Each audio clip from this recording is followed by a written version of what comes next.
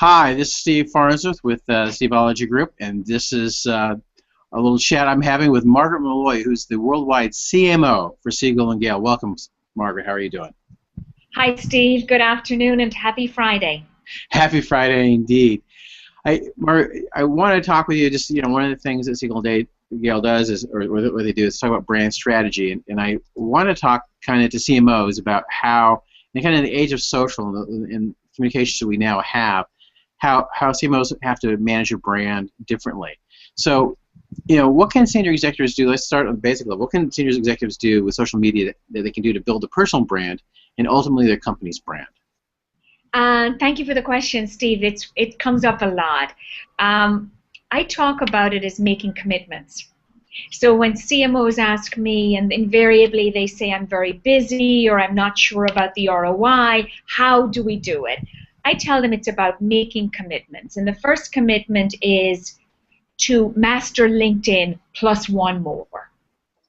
Get a great LinkedIn profile, show visual content, work out that tool, and add one more. So if your industry is very visual, perhaps that one is Instagram. If it's more PowerPoint-based, perhaps it's SlideShare, perhaps it's Twitter. The second commitment I tell them is focus on your expertise, because one of the limitations they have is, oh, but I have nothing to say. What am I going to talk about? So focusing on your expertise and reassuring them that no matter what their expertise is, there is a market for it. It may not be like Steve's with 100,000 followers, but there's a need for their point of view. And because social media is so broad, there are so many areas of interest, focus on what they know. The third commitment I offer to executives is find yourself a teacher. These tools, there's a mechanic to them, and there's a mindset. So the mindset is understanding how people roll on LinkedIn versus how people roll and talk on Twitter. So finding a teacher is an important aspect of that. And also just getting up to speed fast. And often the way to do it is reverse mentoring. And then the next commitment, number 4, do it yourself. Social media is a contact sport. You don't get the intern to do it or the social media manager, or you're missing the learning opportunity and you're missing that visceral experience. And the final commitment to make is, and this is perhaps the most important one, integrating social into your daily routine. Not just saying, well, that's something I'll get around to or it's on my to-do list, but really understanding what is your workflow. When do you consume news that you can share, and understanding that tweak, because no executive has time to add another element to their to-do list. But we can all be more savvy about our work routines and integrating social. So those are the 5 commitments I offer as guidance to CMOs. Make those commitments because you have to commit to it. Brand management was created when top-down management was the standard of the day. However, now brands are extremely fluid because of social networks. How do CMOs need to change their organization and management style to positively influence their brand? I think they have to first get the religion that you're espousing, so appreciate that it's not a broadcast model anymore. It's much more of a network node-based model. So understanding that's the world order is the first part. Then understanding who are they as a company? What does their brand stand for? At Siegel+Gale, we say we are the simplicity company. So that realization anchors everything we do. So knowing your true north, knowing your purpose. And then secondarily, hiring great people, giving them the right training to give them the guidelines so they can make good, informed decisions. Investing in training, because technology and marketing practices are changing so much. You cannot always have the talent on staff to do everything. You must also hire great partners and ones that have that shared commitment to constantly learning and being modern marketers. Modern in understanding the best practices, but also solid marketers in understanding the good foundations as well. How can content marketing evolve a brand? What can CMOs do to connect the dots from kind of the internal true brand and to take that external and back again? So it's listening to understand what is going on in the environment, knowing who your brand is, and that helps you ascertain what is the authentic conversation that your brand should be having in the marketplace. You don't need to opine on everything on social media.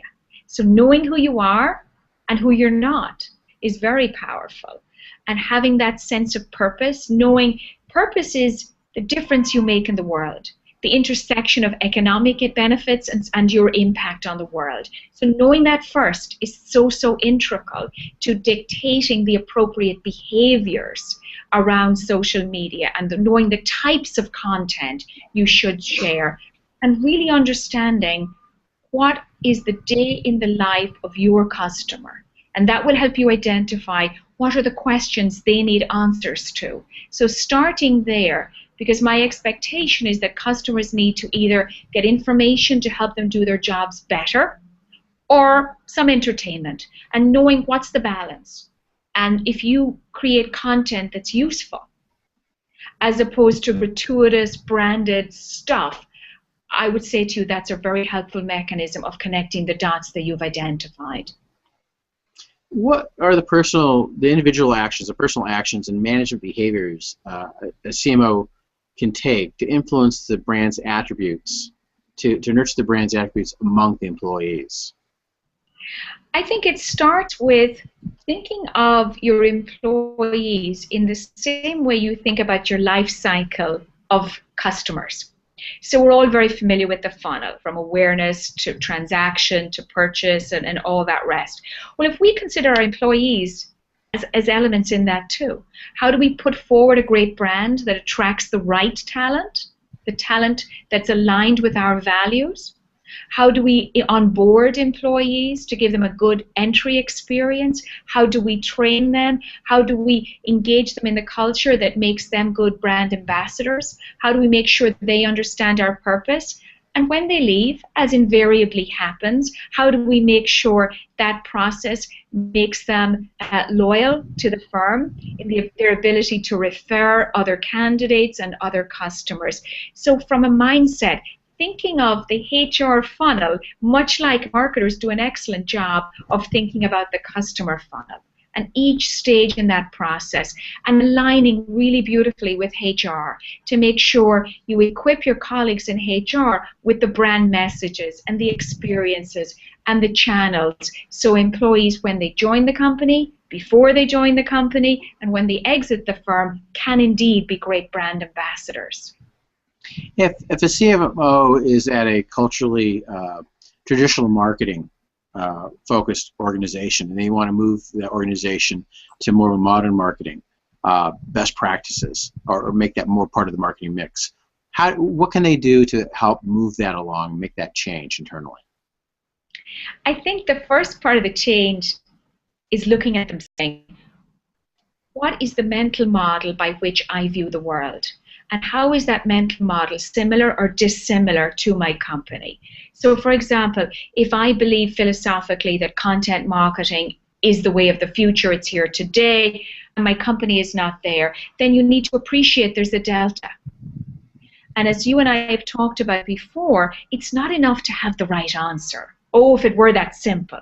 It's knowing the pathway to converting the mental model in your organization to the desired modern model, and thinking about programs that will help others get on that same journey.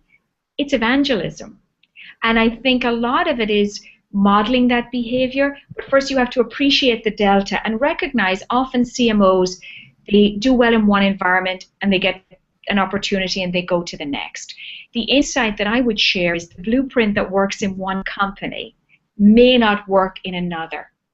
And really understanding who are you, what are your biases and prejudices, then appreciating those of the organization such that you can affect change, such that the organ will take. And so many times I've seen it. CMOs can be very effective in one setting and they're brought in as change agents and they don't affect change.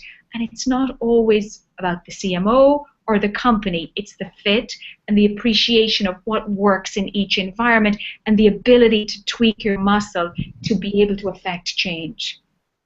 What are the skill sets, habits, or behaviors for the truly modern marketing CMO that will ensure that they thrive? So from a personal perspective and from talking to many CMOs, I think there are a couple of constants and then others that vary based on the sector. The first is that insatiable curiosity. If you are not curious about the world around you, your customers, and the evolution of marketing, then you will limit your success as a marketer. The second part is a certain amount of analytical chops. Marketing is a science as well as an art, and you must be able to, and particularly in this era of big data and much information, be able to analyze a market and discern from that analysis where trends are going. So that's the second part. The third part is being a great storyteller. If marketing is so much about telling the story that will inspire the hearts and motivate the minds of audiences, so that's an important trait. Another trait that isn't talked about as much, but I think is increasingly important, is to be able to take on the experimental approach of a scientist. Have a hypothesis, collect data, and join those dots, and continually do experiments, run data, and modify your behavior accordingly. So it's the storyteller, it's the scientist, but what they all have in common, the good analyst, the good storyteller, the good scientist, is that curiosity. But there's a wild card, Steve, and I think it's one that we're going to see much more important in the future, is to be a simplifier. So much of what we're talking about, the need to process more information from customers, employees, the market, could lead you to a tremendous case of paralysis. But your ability to be a simplifier, in my view, will separate the great marketers from the great executives. And in the end of the day, it's not just about marketing, it's about leading change at a company. For, to gain useful and actionable data to create a strategic marketing program, what questions should CMO ask her direct reports, either to answer specifically or go find the answers to? So the first one is, who are we as a company? What is our purpose? Everyone must appreciate that, because that's a leading indicator of that dictates behavior. So first and foremost, make sure all your staff know what is your purpose. What is the reason that your organization exists? If we were to leave this commercial environment Tuesday morning and our company no longer existed, who would notice? Who cares? What's the impact we're having? So that's at the very strategic level. The second question is a three-parter. And everyone needs to understand, how are they impacting revenue, elevating revenue, cutting cost, or enhancing quality? And every other metric and behavior and program has to ladder up to those three metrics. And the final question, how are you growing as a professional yourself? How are you developing the skill sets, not just that we need today, but that we need into the future? So those are very high-level questions, Steve, but I think it's important to frame it high, and then everything else falls naturally underneath. Many people are very good at identifying specific questions, but what's important is that you have a framework. So what do we stand for in an organization? How are we as marketers increasing revenue, cutting cost, enhancing quality, and how are we as professionals growing in our craft of marketing? What is the most misunderstood aspect of today's marketing that CMOs must grasp to keep their brand relevant? I think it's the importance of simplicity. I think that people understand big data matters. They understand content matters. They understand that consumers have more power than ever before. But what they don't appreciate is that consumers, the general public, and business decision makers are all craving simpler experiences with their brands. And when I say simplicity, I mean that gorgeous intersection of clarity and surprise. They're missing the fact that they need to simplify, that their customers are busy, they are harried, they need brands to simplify and to give them simpler experiences at every touch point they have with the firm and with the product they are consuming. What are the key elements to developing an effective brand strategy? So there are a few elements.